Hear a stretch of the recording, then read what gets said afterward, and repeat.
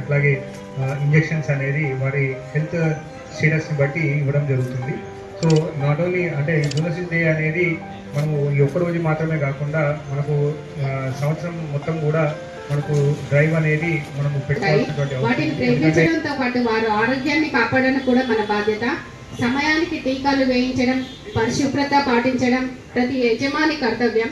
ఈ బాధ్యతను గుర్తించి ముఖ్యమంత్రి రేవంత్ రెడ్డి గారి నాయకత్వంలో తెలంగాణ ప్రభుత్వం పెంపుడు జంతువులకు ఉచిత వ్యాక్సినేషన్ కార్యక్రమాన్ని ప్రారంభించింది.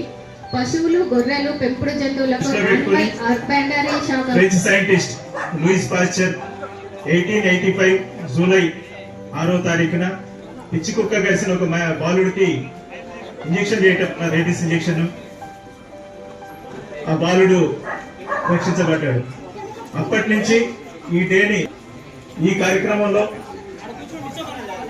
పెట్స్ కి వ్యాక్సినేషన్ తో డాక్టర్ జీవి రమేష్, నల్గొండ జిల్లా పశు వైద్య మరియు పశుసంవర్ధక అధికారిని.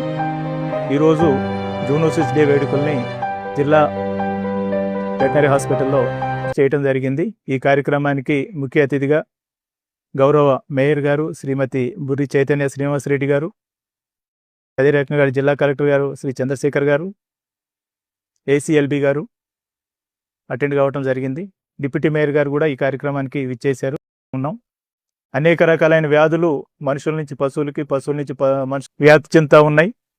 వీటిలో బ్యాక్టీరియల్ డిసీజ్ కావచ్చు, వైరల్ కావచ్చు, ఫంగల్ కావచ్చు, పారాసైటిక్ డిసీజ్, అన్ని వ్యాధులు కూడా వాళ్ళకు వచ్చాయి, మనకు కూడా వచ్చే అవకాశం ఉన్నది. మనం పశువుల్ని వాటిని మన అవసరాల కోసం మనం పెంచుకుంటా ఉన్నాం.